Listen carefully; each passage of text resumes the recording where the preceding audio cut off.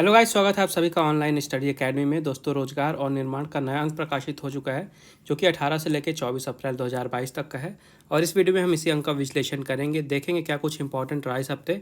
इसके अलावा काफ़ी सारे इंपॉर्टेंट एमसीक्यू भी हैं आपके आने वाले एग्जाम के लिए। तो मेक श्योर वीडियो को लास्ट तक जरूर देखिएगा और पसंद आए तो लाइक भी करिएगा। आइए शुरू करते हैं।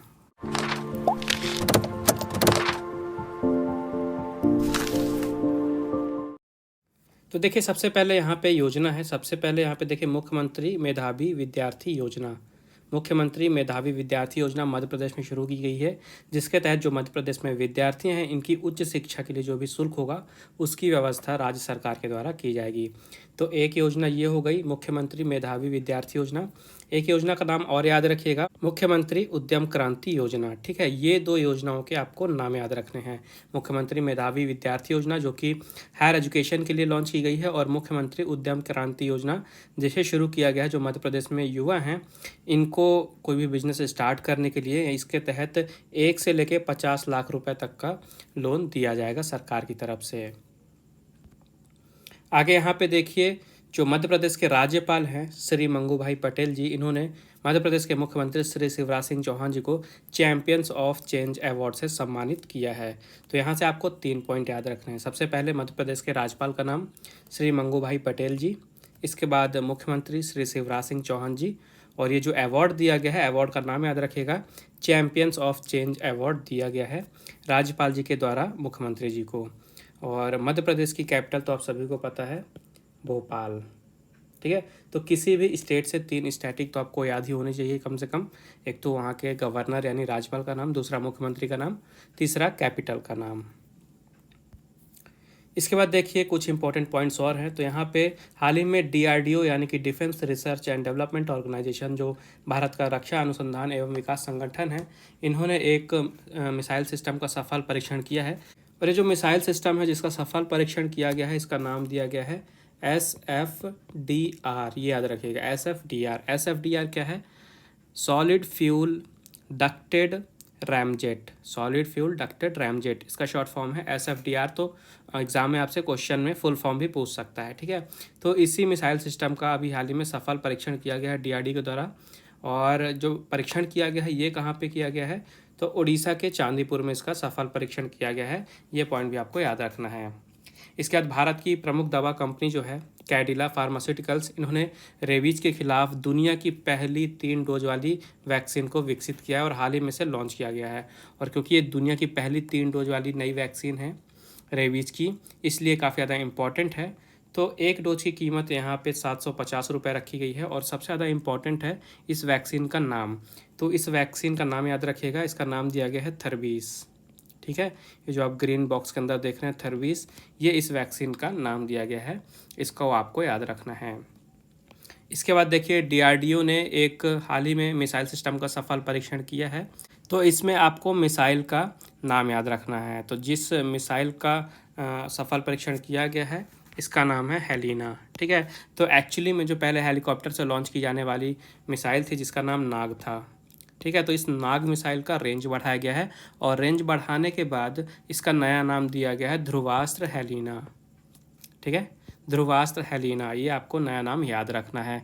और इसका सफल परीक्षण कहाँ किया गया है? इसका सफल परीक्षण किया गया है पोखरण फायरिंग रेंज पे।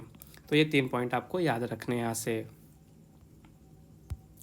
इसके बाद देखिए, यहाँ पे एक महत्वपूर्ण दिवस है जो कि 17 अप्रैल को मनाया जाता है। तो आपको याद रखना, हर साल 17 अप्रैल को मनाया जाता है विश्व हीमोफीलिया दिवस। ठीक है, विश्व हीमोफीलिया दिवस कब मनाया जाता है? 17 अप्रैल को।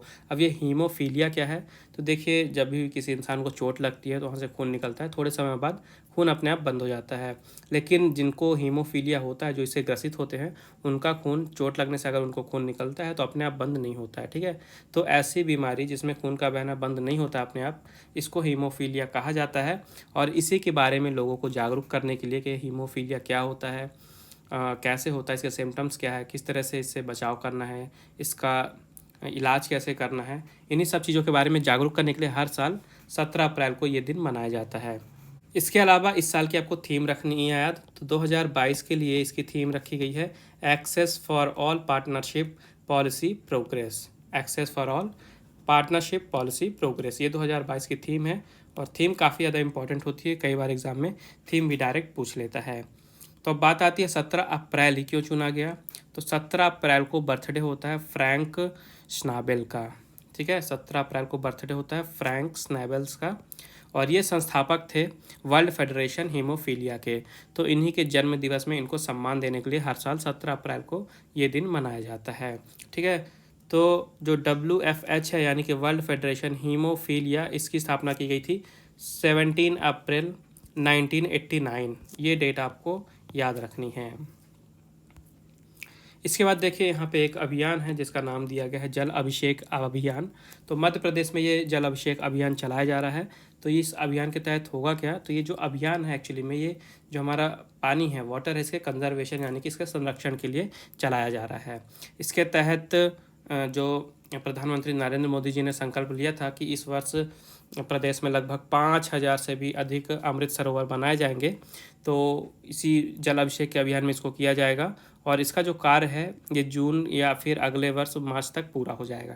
और इसके अलावा मध्य प्रदेश में जो 10,000 पुराने तालाब हैं इनको बचाने के लिए 350 करोड़ रुपए की अलग से योजना बनाई जाएगी। ठीक है, तो वाटर काफ़ी ज़्यादा इंपॉर्टेंट है हम सभी के लिए, तो उसी पानी के संरक्षण के लिए ये जल अभिषेक अभियान चलाया जा रहा है मध्य प्रदेश में। इसके बाद देखते हैं कुछ इंपॉर्टेंट पर्सन्स जो न्यूज़ में रहे हैं। सबसे पहले हैं विनय मोहन क्वात्रा, और ये इंपॉर्टेंट नाम है काफ़ी ज़्यादा क्योंकि भारत के नए विदेश सचिव बनेंगे। ठीक है, भारत के नए विदेश सचिव होंगे विनय मोहन क्वात्रा जी। प्रेजेंट में ये नेपाल में भारतीय राजदूत हैं, ये भी याद रखिएगा, और अब ये नए विदेश सचिव बनने जा रहे हैं। इनसे पहले विदेश सचिव कौन थे, इनसे पहले विदेश सचिव थे हर्षवर्धन श्रृंगला जी। ठीक है, और अब इनकी जगह नए विदेश सचिव होंगे विनय मोहन क्वात्रा। इसके बाद हैं फाल्गुनी शाह। ठीक है, फाल्गुनी शाह इन्होंने अभी हाल ही में ग्रैमी अवार्ड जीता है। तो इनका एल्बम है अ कलरफुल वर्ल्ड। इस एल्बम के लिए इनको सर्वश्रेष्ठ बाल एल्बम की श्रेणी में ग्रैमी पुरस्कार दिया गया है।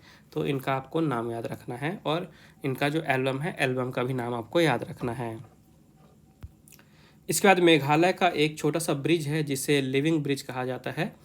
तो ये न्यूज़ में क्यों है, क्योंकि यूनेस्को की जो विश्व धरोहर की सूची होती है उसकी संभावित सूची में इसे शामिल किया गया है। इस कारण से ये इम्पॉर्टेंट है, और आप सभी को पता है कि यूनेस्को की जो विश्व धरोहर वाली सूची होती है उसमें जो भी नाम जुड़ते हैं कितने ज़्यादा इंपॉर्टेंट होते हैं। तो अभी ये फाइनल नहीं हुआ है, लेकिन जो भी संभावित सूची है उसमें शामिल किया गया है मेघालय के इस लिविंग रूट ब्रिज को। इसलिए आपको याद रखना है ये लिविंग रूट ब्रिज है कहाँ, तो ये है मेघालय में। इसके बाद यहाँ पे सबसे दूर तारे को खोजा गया है रिसेंट में, तो हबल स्पेस टेलीस्कोप है। ठीक है, हबल स्पेस टेलीस्कोप, इसका नाम आपको याद रखना है। तो अभी हाल ही में हबल स्पेस टेलीस्कोप ने सबसे दूर का एक व्यक्तिगत तारा खोजा है।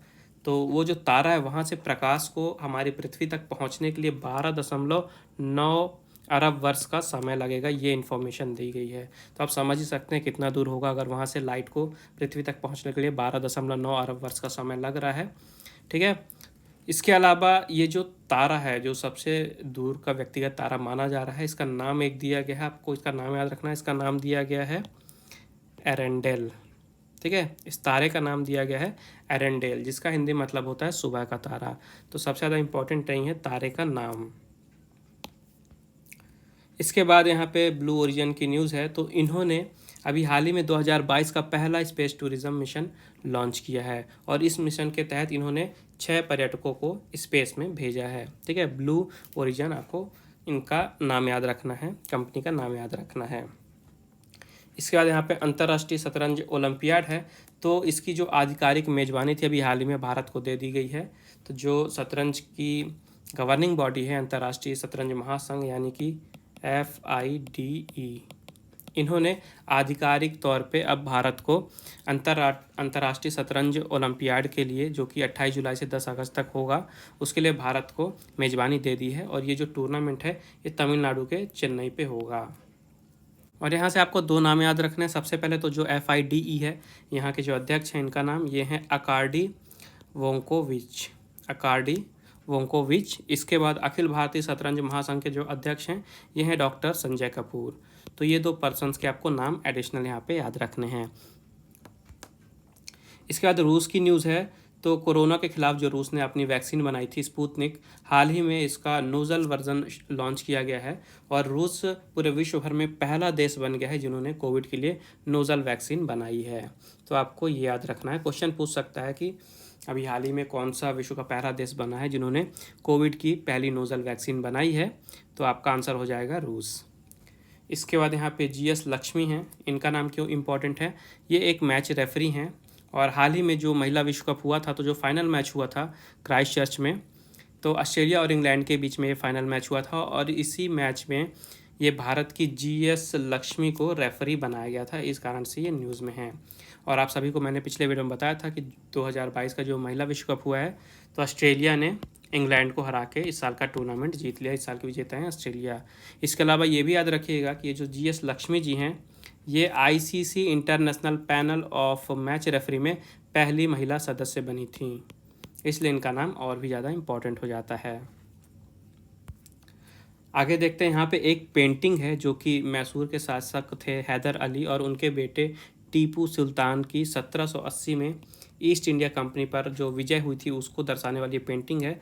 तो हाल ही में ये नीलाम हुई है और करीब ये 6 करोड़ रुपए में नीलाम हुई है।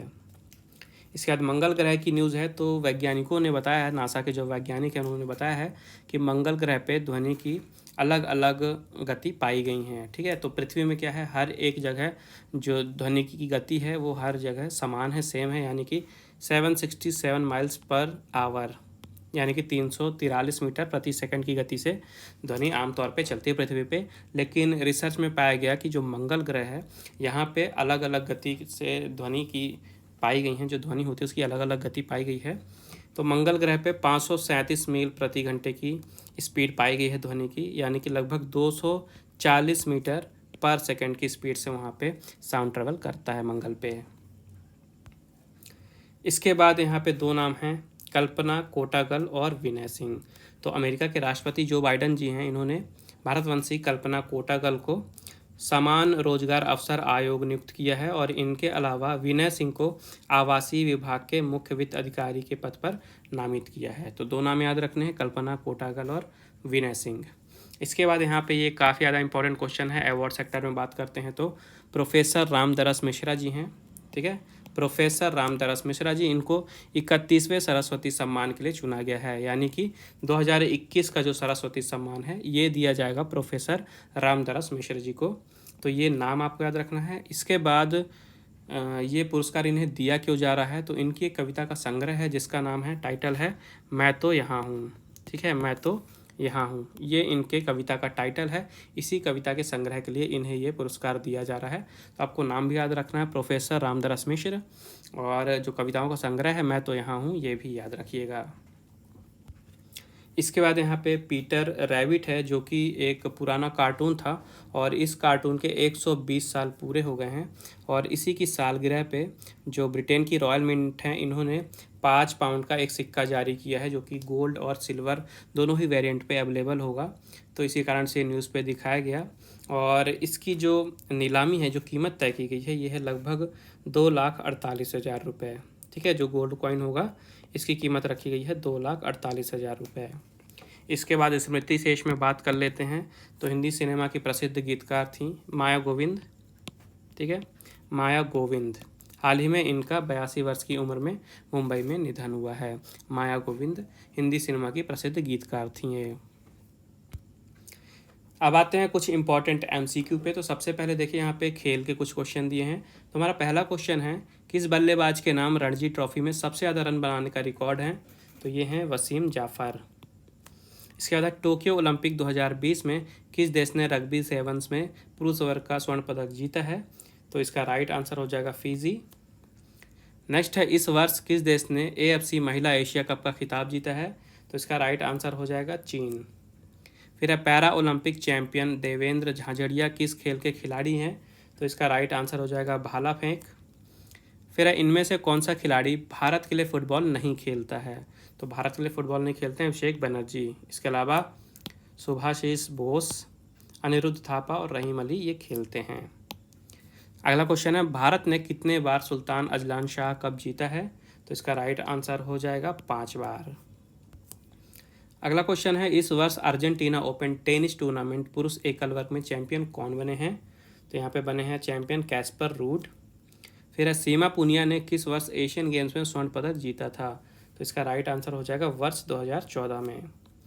नेक्स्ट है, इनमें से किस शहर में पहले ओलंपिक खेल आयोजित किए गए थे? तो इसका राइट आंसर हो जाएगा एथेंस। फिर है, टेनिस स्टार नोवाक जोकोविक ने कितने बार यूएस ओपन में एकल खिताब जीता है? तो इसका राइट आंसर हो जाएगा 3 बार। नेक्स्ट है, इनमें से किस देश ने अब तक एक भी बार आईसीसी T20 वर्ल्ड कप आयोजित नहीं हुआ? किस देश में अभी तक एक भी बार? तो इसका राइट आंसर हो जाएगा आपका न्यूजीलैंड। ठीक है, न्यूजीलैंड में अब तक एक बार भी T20 विश्व कप का आयोजन नहीं हुआ है। नेक्स्ट क्वेश्चन है, वर्ष 2018 में यूएस ओपन में महिला एकल वर्ग में चैंपियन कौन बनी थी? तो इसका राइट आंसर हो जाएगा नाओमी ओसाका। फिर हम, मार्क बाउचर किस देश के दिग्गज विकेट कीपर रह चुके हैं? तो जो मार्क बाउचर हैं ये दक्षिण अफ्रीका के विकेट कीपर रह चुके हैं। नेक्स्ट है, वर्ष 2021 में किस खिलाड़ी ने वर्ल्ड स्नूकर चैंपियनशिप जीती थी? तो इसका राइट आंसर हो जाएगा मार्क सेल्वी। फिर है, ओलंपिक खेलों में कुश्ती की जो स्पर्धा है इसमें पदक जीतने वाले पहले भारतीय पहलवान कौन है? तो इसका राइट आंसर हो जाएगा आपका KD जाधव। फिर है, एशियन गेम्स 2018 में किस देश ने महिला हॉकी में स्वर्ण पदक जीता है? तो इसका राइट आंसर हो जाएगा आपका जापान। नेक्स्ट है, वर्ष 2026 में शीतकालीन जो ओलंपिक हैं खेल हैं ये किस देश में आयोजित किए जाएंगे? तो ये आयोजित किए जाएंगे आपके इटली में। फिर है, एलिस मार्टेंस किस देश की महिला टेनिस खिलाड़ी हैं? तो ये हैं आपकी बेल्जियम की खिलाड़ी। फिर है, वर्ष 2021 के लिए किस खिलाड़ी को T20 player of the year चुना गया था? तो इसका राइट आंसर हो जाएगा मोहम्मद रिजवान। फिर है, टोक्यो ओलंपिक में पुरुष वर्ग में मैराथन रेस के स्वर्ण पदक विजेता कौन थे? तो इसका राइट आंसर हो जाएगा इलियुड किपचोगे। ठीक है, इलियुड किपचोगे इसका राइट आंसर है। फिर है, विकास गौड़ा ओलंपिक खेलों में किस खेल में भारत का प्रतिनिधित्व करते हैं? तो इसका राइट आंसर हो जाएगा चक्का फेंक। नेक्स्ट है, ICC महिला वनडे वर्ल्ड कप 2022 में भारतीय क्रिकेट टीम की कप्तान कौन थी? तो इसका राइट आंसर हो जाएगा मिताली राज। फिर अब वर्ष 2018 में किस देश ने FIH महिला हॉकी वर्ल्ड कप जीता था? तो इसका राइट आंसर है नीदरलैंड। इसका बाद फीफा वर्ल्ड कप 2022 का शुभंकर यानी कि मस्कट क्या है? तो ये मैंने आपको बताया था, इसका राइट आंसर है आपका लाइव। ठीक है, लाइव ये आपका फीफा वर्ल्ड कप 2022 का शुभंकर यानी कि मस्कट है। और आखिरी क्वेश्चन है आपका, फिलिप लाम किस देश की फुटबॉल टीम के कप्तान रह चुके हैं? तो इसका राइट आंसर हो जाएगा जर्मनी। आगे यहाँ पे देखिए हिंदी साहित्य के कुछ क्वेश्चन हैं। तो पहला क्वेश्चन है, ऋग्वेद में किस भाषा का प्रयोग हुआ है? तो ऋग्वेद में प्रयोग हुआ है वैदिक संस्कृत का। फिर इनमें से कौन सी भाषा मध्यकाल की नहीं है? तो संस्कृत जो है ये मध्यकाल की भाषा नहीं है। फिर है, अपभ्रंश के प्रमुख कवि धनपाल की रचना कौन सी है इसमें से? तो इनकी रचना है भविष्यत कहाँ। फिर है, शब्दानुशासन नामक प्राचीन व्याकरण के रचयिता कौन है? इसके रचयिता हैं हेमचंद्र जी। नेक्स्ट है, इनमें से किस कवि की गणना 84 सिद्धों में होती है? तो ये हैं सरहापा जी। फिर है, हंस जवाहिर के रचयिता कौन है? तो हंस जवाहिर के रचयिता हैं कासिम शाह। फिर है, इनमें से कौन सी रचना अवधी भाषा की नहीं है? तो विनय पत्रिका ये अवधी भाषा की रचना नहीं है। फिर है, 84 वैश्वणन की वार्ता किस भाषा में लिखी गई गद्य रचना है? तो ये लिखी गई है ब्रज भाषा में। फिर देवनागरी लिपि का विकास किससे हुआ? तो इसका विकास हुआ है ब्राह्मी लिपि से। फिर अब पंचम वर्ण के स्थान पर अनुस्वार का प्रयोग देवनागरी लिपि के किए जाने का सुझाव किसने दिया था? तो ये सुझाव दिया गया था बाबू श्याम सुंदर दास जी के द्वारा। फिर साहित्य का इतिहास जनता की चिरवृत्ति का इतिहास है, यह कथन किसका है? तो ये कथन है आचार्य रामचंद्र शुक्ल जी का। नेक्स्ट क्वेश्चन है, हिंदी साहित्य के इतिहास लेखन की परंपरा का सूत्रपात किसने किया? जो सूत्रपात है हिंदी साहित्य के इतिहास लेखन की परंपरा का, ये किसके द्वारा किया गया है? तो ये किया गया आपके गारसा द तासी के द्वारा। फिर हिंदी साहित्य का इतिहास सर्वप्रथम किस भाषा में लिखा गया? तो सबसे पहले ये फ्रेंच में लिखा गया था और लेखक थे गारसा द तासी। फिर है, पंडित बालकृष्ण भट्ट किस पत्र के संपादक थे? तो ये संपादक थे हिंदी प्रदीप के। फिर है उद्दंत मार्तंड का प्रकाशन कहाँ से होता था? तो उद्दंत मार्तंड का प्रकाशन होता था कलकत्ता से। नेक्स्ट है गणेश शंकर विद्यार्थी कानपुर से कौन सा पत्र निकालते थे? तो ये निकालते थे प्रताप नाम का पत्र। फिर है हिंदी की धार्मिक मासिक पत्रिका कौन सी इनमें से? तो देखिए वर्तमान साहित्य है, कल्याण है, सरस्वती है और विश्वामित्र है। तो जो कल्याण है ये हिंदी की धार्मिक मासिक पत्रिका है। इसके बाद इनमें से गलत जोड़ी छाटिए। तो प्रभा है, इसके आगे दिया हुआ है बालकृष्ण शर्मा, नवीन, फिर है देवनागर, उमापति दत्त शर्मा, हंस, प्रेमचंद्र और मर्यादा रामचंद्र शुक्ल। तो हमें गलत जोड़ा छाटना है। तो जो ऑप्शन डी है मर्यादा रामचंद्र शुक्ल, ये आपका गलत है। इसके बाद है इनमें से कौन सी पत्रिका छायावाद की समर्थक थी? तो इसका आंसर है माधुरी। फिर जयप्रकाश भारती किस बाल पत्रिका के संपादक थे? तो ये नंदन के संपादक थे। फिर है राहुल सांकृत्यायन हिंदी का प्रथम कवि किसे मानते हैं? तो सरहापा जी को ये हिंदी का प्रथम कवि मानते हैं। फिर है आलखंड किस लोकप्रिय रचना का नाम है? तो ये परमाल रासो का नाम है। फिर है पृथ्वीराज रासो के बहुत रूपांतर में कुल कितने सर्ग हैं? यहाँ पे 69 यानी कि 69 सर्ग हैं। फिर है नारी निंदा किस संप्रदाय से मिलती है? तो नारी निंदा मिलती है आपके नाथ संप्रदाय में। ठीक है, नाथ संप्रदाय में मिलती है नारी की निंदा। फिर है आदिकाल में खड़ी बोली का प्रयोग किस कवि ने किया था? तो खुसरो है इसका राइट आंसर। खुसरो ने किया था आदिकाल में खड़ी बोली का प्रयोग। फिर है इनमें से जैन धर्म का संबंध किस कवि से नहीं है? तो विद्यापति से संबंध नहीं है जैन धर्म का।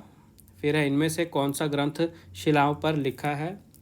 तो राउल वेली जो ये ग्रंथ है ये शिलाओं पर लिखा हुआ है। इसके बाद है पाहुड़ दोहा के रचयिता कौन है? तो पाहुड़ दोहा के रचयिता हैं राम सिंह जी। फिर है रीतिकाल का दूसरा नाम क्या है? तो रीतिकाल का दूसरा नाम है श्रृंगार काल। फिर है ढोला मारू रा दोहा के रचयिता कौन है? तो ढोला मारू रा दोहा इसके रचयिता हैं कुशल लाभ जी। फिर है प्रकृत पैगलम किस विषय पर केंद्रित रचना है? तो ये जो रचना है प्राकृत पैगलम ये है आपके छंद शास्त्र पर आधारित। ठीक है, छंद शास्त्र पर केंद्रित रचना है ये। इसके बाद अगला क्वेश्चन है विद्यापति पदावली में किस रस की प्रधानता है? तो इसमें श्रृंगार रस की प्रधानता है। फिर है अपभ्रंश और राजस्थानी भाषा के योग से बनी काव्य भाषा जो है इसको क्या नाम दिया गया है? तो इसको डिंगल भाषा का नाम दिया गया है। फिर है चार्ल्स इलियट ने इनमें से किस ग्रंथ का प्रकाशन कराया था? तो आलखंड का प्रकाशन कराया था चार्ल्स इलियट ने। फिर है रासक छंद में कितनी मात्राएं होती हैं? तो रासक छंद में 29 यानी कि 29 मात्राएं होती हैं। इसके बाद हिंदी साहित्य काल को आरोही क्रम में व्यवस्थित करना है हमें। देखिए सबसे पहले है रीतिकाल, फिर है भारतेंदु युग, इसके बाद है छायावाद और इसके बाद है प्रयोगवाद। ठीक है, तो ये आपका राइट आंसर हो जाएगा। फिर है निम्नलिखित को रचना काल के आरोही क्रम में व्यवस्थित करना है हमें। यहाँ पे देखिए बीलस देव रासो, फिर पृथ्वीराज रासो, इसके बाद हम्मीर रासो और इसके बाद विजयपाल रासो। तो ऑप्शन नंबर ए आपका राइट आंसर है। अगला क्वेश्चन है निम्नलिखित सूचियों को सुमेलित करना हमें और उसके बाद से सही पे जो कोड दिया है उससे हमें मेल करना है। तो पहले देखिए माधुरी, ब्राह्मण, विशाल भारत और कवि वचन सुधा है पहले कॉलम में। फिर है बनारसी दास चतुर्वेदी, भारतेंदु हरिश्चंद्र, दुलारे लाल भार्गव और प्रताप नारायण मिश्र। तो हमें इसका सही आंसर देना है। ठीक है, तो यहाँ पे देखिए आपका जो माधुरी है ये हो जाएगा दुलारे लाल भार्गव। ठीक है, फिर आपका हो जाएगा ब्राह्मण, तो ब्राह्मण में आएंगे आपके प्रताप नारायण मिश्र। फिर आपका विशाल भारत, तो विशाल भारत में आएंगे बनारसी दास चतुर्वेदी और इसके बाद है कवि वचन सुधा जिसमें आएंगे आपके भारतेंदु हरिश्चंद्र। ठीक है, तो आपका कोड हो गया 3 4 1 2। ठीक है, अगर इसके हम 1 2 3 4 कर दे तो आपका कोड हो जाएगा 3 4 1 2 यानी कि सबसे पहले सा, फिर दा, इसके बाद आ और इसके बाद बा, सादा आबा। ठीक है, तो 3 4 1 2 आपका देखिए ऑप्शन नंबर सी दिया हुआ है, तो आपका ऑप्शन नंबर सी सही हो जाएगा। इसके बाद है नेक्स्ट क्वेश्चन जिसमें पूछा जा रहा है कि किस ग्रंथ को छंदों का अजाब घर कहा जाता है? तो पृथ्वीराज रासो को छंदों का अजाब घर कहा जाता है।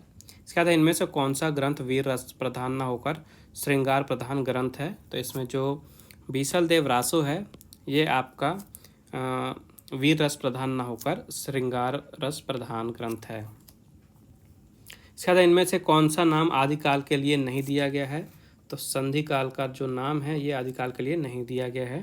इसके बाद आदिकाल में मनोरंजक साहित्य की रचना किसने की? तो ये रचना की गई थी अमीर खुसरो के द्वारा।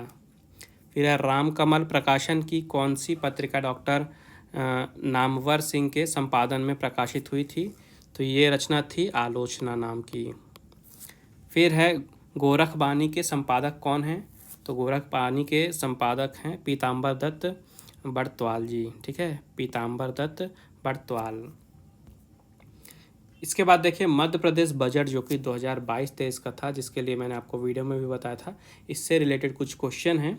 तो ये देखते हैं कि करके। सबसे पहला क्वेश्चन है मध्य प्रदेश की अर्थव्यवस्था की वृद्धि दर वर्ष 2020-21 में संपूर्ण देश की वृद्धि दर से कितने प्रतिशत अधिक रही है? तो ये अधिक रही है आपका 4.7% की दर से। फिर वर्ल्ड इकोनॉमिक आउटलुक के अनुसार वैश्विक अर्थव्यवस्था में वर्ष 2021 में आर्थिक गतिविधियों में सक्रियता आने पर कितने प्रतिशत की वृद्धि दर अनुमानित है? तो यहाँ पे अनुमानित है आपका 5.9% की वृद्धि। फिर है वर्ल्ड इकोनॉमिक आउटलुक के अनुसार भारतीय अर्थव्यवस्था में कितने प्रतिशत की वृद्धि दर अनुमानित है? तो जो वर्ल्ड इकोनॉमिक आउटलुक रिपोर्ट है इसमें भारतीय अर्थव्यवस्था में जो वृद्धि दर है ये अनुमानित की गई है 9% की दर से। नेक्स्ट क्वेश्चन है मध्य प्रदेश के कितने जिला चिकित्सालयों में गहन चिकित्सा इकाई उपलब्ध है? तो इसका राइट आंसर हो जाएगा 52 यानी कि 52। फिर मध्य प्रदेश में कितने PSA प्लांट स्थापित किए गए हैं? तो इसका राइट आंसर हो जाएगा 223। नेक्स्ट है मध्य प्रदेश का रोड मैप 2023 के कितने आधार स्तंभ हैं? तो यहाँ पे देखिए जो मध्य प्रदेश का 2023 का रोड मैप तैयार किया गया है इसमें आपसे पूछा कितने आधार स्तंभ हैं यहाँ पे। तो इसमें आपके देखिए 5, ठीक है, 5 आपके आधार स्तंभ हो जाएंगे जो 2023 का रोड मैप जारी किया गया है। इसके बाद है वित्तीय वर्ष 2021-22 का पुनरीक्षित अनुमान पूंजीगत परिव्यय का राज्य के सकल घरेलू उत्पाद का कितना प्रतिशत रहा है? तो इसका राइट आंसर हो जाएगा आपका 4%। फिर है बजट प्रावधानों के अनुसार वर्ष 2022-23 में प्रस्तावित पूंजीगत व्यय में कितने प्रतिशत की वृद्धि की गई है? तो इसका राइट आंसर हो जाएगा 21%।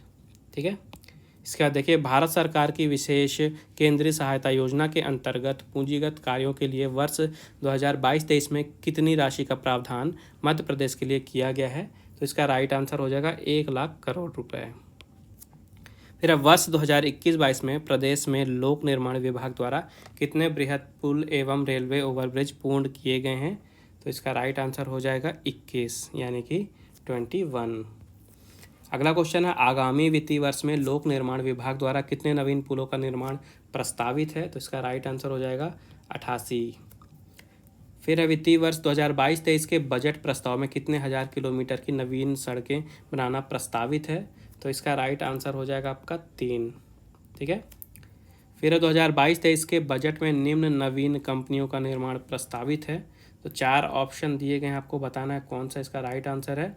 तो इसका राइट आंसर हो जाएगा देखिए Madhya Pradesh building development corporation limited भी है और क्वालिटी एश्योरेंस काउंसिल भी है। तो उपरोक्त दोनों यहाँ पे आपका आंसर हो जाएगा यानी कि दोनों ऑप्शन सही हैं। नेक्स्ट क्वेश्चन है प्रधानमंत्री ग्राम सड़क योजना के अंतर्गत जनवरी 2022 तक कितने पुलों का निर्माण किया गया है? तो इसका राइट आंसर हो जाएगा 140। फिर है वित्तीय वर्ष 2022-23 में प्रधानमंत्री ग्राम सड़क योजना के अंतर्गत कितने पुल बनवाए जाएंगे? तो इसका राइट आंसर हो जाएगा 180। फिर है मुख्यमंत्री ग्राम सड़क परियोजना के अंतर्गत जनवरी 2022 तक कितने किलोमीटर सड़कों का निर्माण हुआ है? तो इसका राइट आंसर हो जाएगा 618 किलोमीटर। फिर वर्तमान में प्रदेश की सिंचाई क्षमता कितने लाख हेक्टेयर है? तो इसका राइट आंसर हो जाएगा आपका 43 लाख हेक्टेयर। नेक्स्ट है केन बेतवा लिंक परियोजना से प्रदेश की कितनी जनसंख्या को पेयजल उपलब्ध होगा? तो इसका राइट आंसर हो जाएगा 41 लाख जनसंख्या जो है इनको पेयजल उपलब्ध होगा केन बेतवा लिंक परियोजना से। फिर अब प्रधानमंत्री कृषि सिंचाई योजना के अंतर्गत प्रदेश में 2021-22 में कितने हेक्टेयर सिंचाई क्षमता विकसित हुई है? तो इसका राइट आंसर हो जाएगा 7,370 हेक्टेयर। फिर है मध्य प्रदेश का कौन सा जिला हर घर जल जिला, ठीक है, हर घर जल जिला बन गया है? तो मध्य प्रदेश का कौन सा जिला है वो जो अभी हाल ही में हर घर जल जिला बना है? तो ये आपका बुरहानपुर। फिर अब प्रदेश के कितने ग्रामों के 100% घरों में नल से जल पहुंचाया जा रहा है? तो इसका राइट आंसर है 4,000 घर, ठीक है। प्रदेश के ऐसे 4,000 घर हैं जहाँ पे नल से जल पहुंचाया जा रहा है। फिर अब प्रदेश में नवकरणीय ऊर्जा की स्थापित क्षमता कितने मेगावाट है? तो इसका राइट आंसर हो जाएगा 5,100 यानी कि 5100 मेगावाट। नेक्स्ट क्वेश्चन है, प्रदेश के किस वैश्विक पर्यटन स्थल को सोलर सिटी के रूप में विकसित किए जाने का प्रस्ताव है? तो इसका राइट आंसर हो जाएगा आपका सांची। नेक्स्ट है, प्रदेश ने किस वर्ष तक नेट जीरो एमिशन का लक्ष्य रखा है? तो इसका राइट आंसर हो जाएगा आपका वर्ष 2070 तक इन्होंने यानी कि मध्य प्रदेश ने अपना टारगेट रखा है नेट जीरो एमिशन को प्राप्त करने का। फिर है, प्रदेश के कृषि उत्पादों के निर्यातों का मूल्य 2020 में कितना था? तो ये था आपका 1,355 मिलियन डॉलर।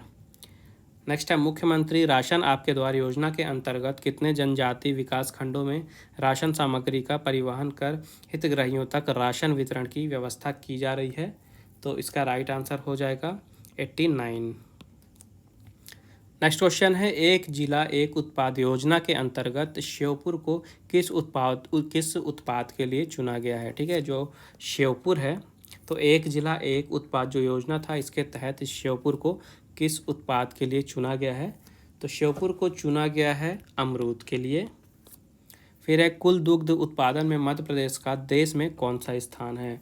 तो मध्य प्रदेश आता है आपके तीसरे नंबर पे पूरे भारत में अगर दुग्ध उत्पादन की बात करें तो। फिर है, प्रदेश में 2.5 करोड़ से अधिक गौवंश वंशी पशुओं को यूआईडी टैग लगाए गए हैं। भारत सरकार ने इनाफ पोर्टल पर उपलब्ध जानकारी के अनुसार मध्य प्रदेश का इसमें स्थान कौन सा है? तो मध्य प्रदेश इसमें सबसे ऊपर है यानी प्रथम स्थान पर है। फिर अब प्रदेश में उपलब्ध जल क्षेत्र का लगभग कितने प्रतिशत क्षेत्र मछली पालन को आच्छादित है? तो इसका राइट आंसर हो जाएगा आपका 99%। फिर हम मेडिकल डिवाइस पार्क की स्थापना कहाँ की जाएगी? तो इसका राइट आंसर हो जाएगा उज्जैन, ठीक है, उज्जैन इसका राइट आंसर है। फिर अगला क्वेश्चन है, प्रदेश में कितने नवीन औद्योगिक क्षेत्र विकसित किए जाना प्रस्तावित है? तो इसका राइट आंसर हो जाएगा 11। फिर अब प्रदेश के किन महानगरों में आईटी पार्कों का निर्माण किया जाना प्रस्तावित है? तो इसका राइट आंसर है इंदौर में भी है, भोपाल में भी है और जबलपुर में भी। तो ऑल ऑफ दिस यानी कि उपरोक्त तो सभी इसका आंसर है। फिर अंतर्राष्ट्रीय ग्लोबल स्किल पार्क किस शहर में बनाया जा रहा है? तो इसका राइट आंसर है भोपाल। फिर वर्तमान में प्रदेश के कितने विकास खंडों में शासकीय औद्योगिक प्रशिक्षण संस्थाएं नहीं हैं? तो इसका राइट आंसर है 46। फिर है, प्रदेश के किस शहर में माइनिंग विधा का इंजीनियरिंग कॉलेज प्रारंभ किया जाना प्रस्तावित है? तो इसका राइट आंसर हो जाएगा सिंगरौली। फिर हेरिटेज संपत्तियों का संरक्षण कर उन स्थानों को पर्यटकों हेतु आकर्षक बनाने हेतु कितनी संपत्तियों को निजी निवेश को लीज पर दिया गया है? तो इसका राइट आंसर है 4। नेक्स्ट है, प्रदेश के किस विमानतल को कस्टम नोटिफाइड एयरपोर्ट घोषित किया गया है? तो इसका राइट आंसर है इंदौर। फिर है, देवारण्य योजना किससे संबंधित है? तो ये जो योजना है देवारण्य योजना ये आपका संबंधित है औषधि एवं एरोमेटिक पौधों की पैदावार से। फिर है, विशेष पिछड़ी जनजाति जिसमें बैगा, भारिया और सहारिया हैं, इनको कुपोषण से मुक्ति दिलाने के उद्देश्य से कितने जिलों में आहार अनुदान योजना प्रस्तावित है? तो इसका राइट आंसर है 15। नेक्स्ट है, वर्तमान में मध्य प्रदेश में किस राज्य वित्त आयोग की अनुशंसाओं को लागू किया जा रहा है? तो इसका राइट आंसर है 5। इसके बाद है, ऐसे गरीब जो प्रधानमंत्री आवास योजना के अंतर्गत पात्रता तो रखते हैं किंतु किसी कारण से उनका नाम सूची में नहीं जुड़ पाया है, ऐसे 31 लाख हितग्राहियों को किस योजना के तहत लाभ दिलाया जाएगा? तो इनको लाभ दिलाया जाएगा आवास प्लस सूची से, ठीक है, ये आपको याद रखना है आवास प्लस सूची। फिर स्वच्छ सर्वेक्षण 2021 में प्रदेश का देश में कौन सा स्थान रहा है, मतलब कि पूरे भारत भर में मध्य प्रदेश का स्वच्छ सर्वेक्षण 2021 में कौन सी रैंकिंग रही है पूछ रहा है। तो मध्य प्रदेश रहा है तीसरे नंबर पे। अगला क्वेश्चन है, देश का पहला वाटर प्लस शहर मध्य प्रदेश में कौन सा है। तो इसका राइट आंसर है इंदौर। और आखिरी क्वेश्चन है, प्रदेश के कितने शहरों में स्थानीय प्रतिभाओं को अवसर प्रदान करने के लिए स्टार्टअप इंक्यूबेशन केंद्रों की स्थापना की गई है। तो इसका आंसर है 5। इसके बाद आइए देखते हैं थोड़ा स्पोर्ट्स न्यूज़ पे यानी खेल चर्चा पे नज़र डालते हैं। तो सबसे पहले है जूनियर महिला हॉकी विश्व कप। ठीक है, जूनियर महिला हॉकी विश्व कप, और इस साल का टूर्नामेंट जीता है नीदरलैंड्स ने। ठीक है, तो नीदरलैंड्स की युवा महिला की हॉकी टीम ने दक्षिण अफ्रीका में खेले गए इस टूर्नामेंट में फाइनल में जर्मनी को 3-1 से हराकर इस टूर्नामेंट को अपने नाम किया है। तो अब यहाँ से आपको क्या क्या याद रखना है। सबसे पहले तो ये जो जूनियर महिला हॉकी विश्व कप था, ये हुआ कहाँ था, ये हुआ था दक्षिण अफ्रीका में। इसके बाद नीदरलैंड्स ने इस साल का टूर्नामेंट जीता है और इन्होंने फाइनल में हराया है जर्मनी को। ये पॉइंट्स आपको याद रखने हैं। ठीक है, तो नीदरलैंड यहाँ पे 4 बार जीत चुका है इस टूर्नामेंट को। इसके अलावा अर्जेंटीना और दक्षिण कोरिया 2-2 बार जीता है और जर्मनी ने 1 बार ही जीता है। तो ये पॉइंट आपको याद रखने हैं। इसके अलावा यहाँ पे सबसे ज़्यादा गोल किसने किए ये आपको याद रखना है। तो नीदरलैंड्स की प्लेयर है जिप डिके। ठीक है, जिप डिके, इन्होंने टूर्नामेंट में सबसे ज़्यादा 13 गोल किए गए हैं। और जर्मनी की प्लेयर हैं स्टेनी कर्ज।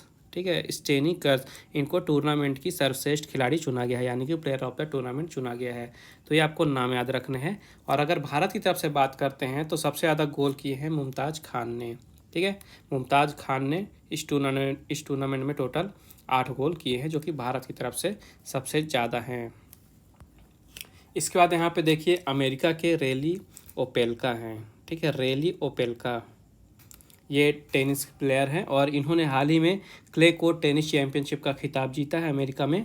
और ये इनका पहला क्ले कोर्ट खिताब था। तो आपको याद रखना है कि इन्होंने यानी कि रेली ओपेल्का ने 2021 का जो अमेरिकी क्ले कोर्ट टेनिस चैम्पियनशिप था इसे जीत लिया है। इसके बाद यहाँ पे थाईलैंड ओपन मुक्केबाजी की बात करते हैं। तो ये जो टूर्नामेंट था थाईलैंड में ही आयोजित किया गया था, जिसमें भारत ने यहाँ पे 10 पदक जीते हैं। ठीक है, 10 मेडल जीते हैं भारत ने, और 10 में से 3 गोल्ड हैं, 4 सिल्वर हैं और 3 ब्रॉन्ज हैं। ठीक है, 3 गोल्ड, 4 सिल्वर और 3 ब्रॉन्ज, टोटल भारत ने 10 मेडल जीते हैं। अब देखते हैं गोल्ड किसने किसने जीता है। तो सबसे पहले गोविंद साहनी ने 48 किलोग्राम में गोल्ड मेडल जीता है। इसके बाद अनंत प्रहलाद ने 54 किलोग्राम कैटेगरी में गोल्ड जीता है। और इनके अलावा सुमित, ठीक है, सुमित ने 75 किलोग्राम वेट कैटेगरी में गोल्ड मेडल जीता है। तो जिन्होंने गोल्ड मेडल जीता है उनका नाम आपको याद रखना है। इसके बाद यहाँ पे देखिए ब्रिज का है न्यूज़, जो ब्रिज का गेम होता है उससे। तो भारतीय सीनियर ब्रिज टीम ने यहाँ पे रजत पदक जीता है। ठीक है, तो इटली में आयोजित हुआ था अभी हाल ही में, ध्यान से सुनिएगा, इटली में अभी हाल ही में आयोजित हुआ था 45वां विश्व ब्रिज टीम चैम्पियनशिप। ठीक है, तो भारत ने यहाँ पे सेमीफाइनल में फ्रांस को हरा के फाइनल में जगह बनाई थी, लेकिन फाइनल में पोलैंड से भारत की टीम हार गई और उन्हें सिल्वर मेडल से संतुष्टि करनी पड़ी। ठीक है, तो फर्स्ट टाइम हुआ था भारत यहाँ पे फाइनल पहुँचा था। तो ये भी एक तरह से हिस्ट्री है। तो आपको ये याद रखना है कि 45वां विश्व ब्रिज टीम चैम्पियनशिप था, इटली में हुआ था। भारत दूसरे नंबर पे रहा है और भारत हारा किससे था, भारत हारा था पोलैंड से। ठीक है, तो भारत की टीम का नाम और पोलैंड की टीम का नाम आपको याद रखना है। इसके बाद यहाँ पे दक्षिण अफ्रीका की दिग्गज महिला क्रिकेटर हैं जिनका नाम है मैग्नोन डू प्रीज। ठीक है, मैग्नोन डू प्रीज, इन्होंने अभी हाल ही में टेस्ट क्रिकेट और वनडे क्रिकेट से संन्यास लिया है। इन्होंने इन्फॉर्मेशन दी है, इन्होंने कहा है कि ये T20 फॉर्मेट पे ज़्यादा से ज़्यादा कंसंट्रेशन करना चाहती हैं, वहाँ पे अपना योगदान देना चाहती हैं। तो वो उस पर फोकस करेंगी T20 पे, इसीलिए इन्होंने टेस्ट और वनडे क्रिकेट से संन्यास लिया है। नाम याद रखिएगा, मैग्नोन डू प्रीज। ठीक है, इसके बाद यहाँ पे 2 नाम आपको याद रखने हैं। सबसे पहले तो दीपिका पल्लिकल कार्तिक। ठीक है, इसके अलावा सौरभ घोषाल और जोशना चिनप्पा, 3 नाम आप याद रख लीजिए। पहले दीपिका पल्लिकल कार्तिक, सौरभ घोषाल और जोशना चिनप्पा। ठीक है, तो ये भारत के शीर्ष स्क्वाश खिलाड़ी हैं। ठीक है, स्क्वाश प्लेयर हैं ये।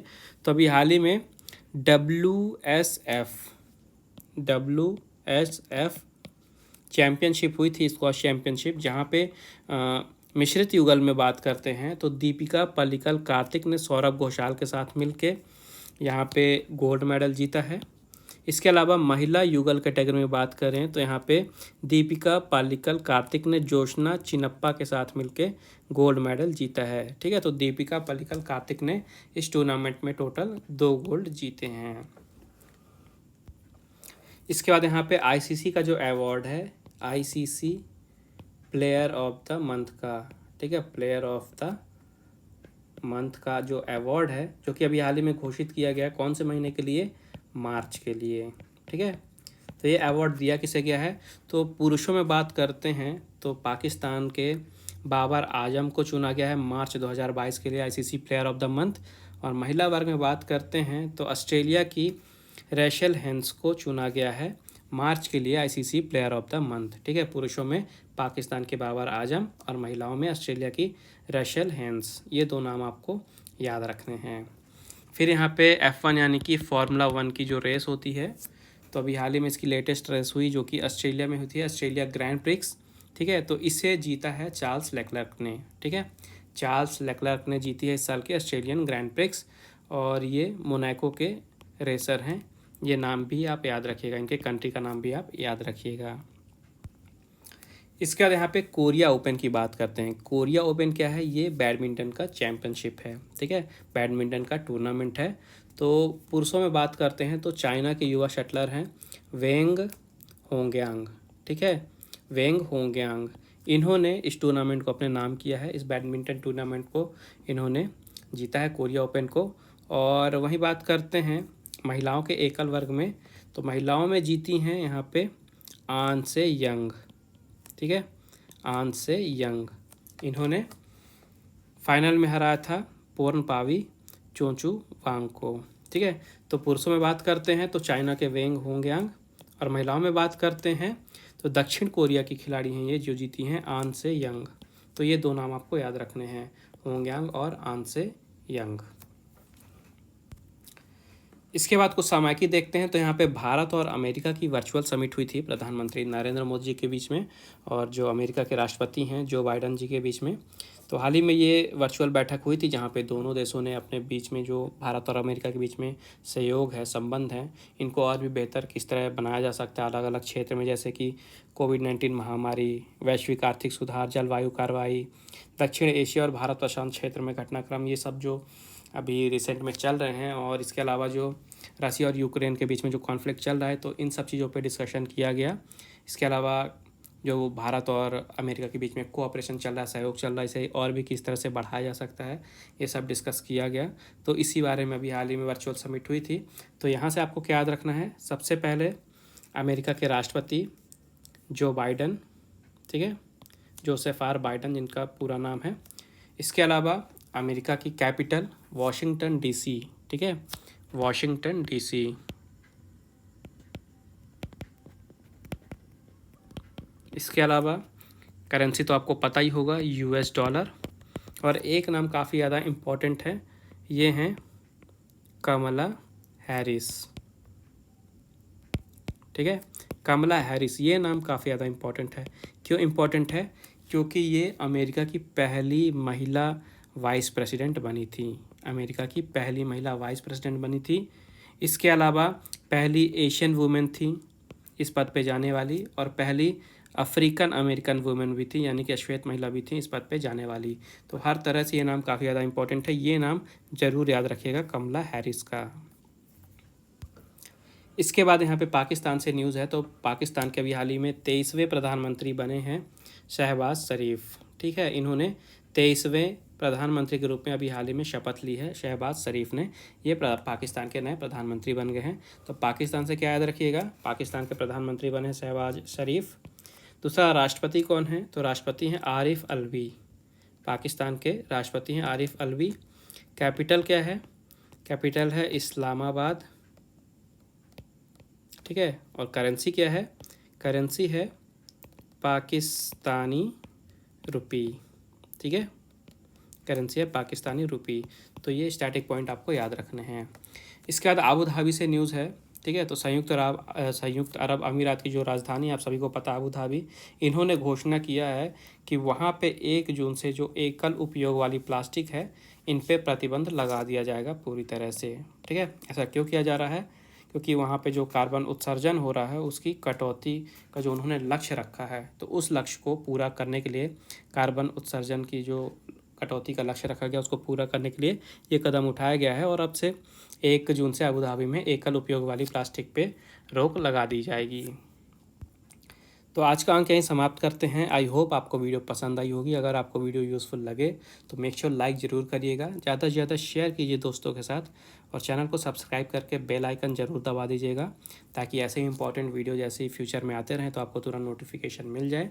इसके अलावा आप ऑनलाइन स्टडी अकेडमी को इंस्टाग्राम पर ही फॉलो कर सकते हैं, जहाँ पर आपको काफ़ी सारे न्यूज़पेपर और मैगज़ीन है उनकी PDF मिल जाएगी। डेली करंट अफेयर है, डेली वोकैब है, स्टैटिक GK है। तो आपके एग्ज़ाम के पॉइंट ऑफ व्यू से देखा जाए तो काफ़ी सारी इंपॉर्टेंट चीज़ें आपको एक ही पॉइंट पे मिल जाएंगी, एक ही जगह पे मिल जाएंगी।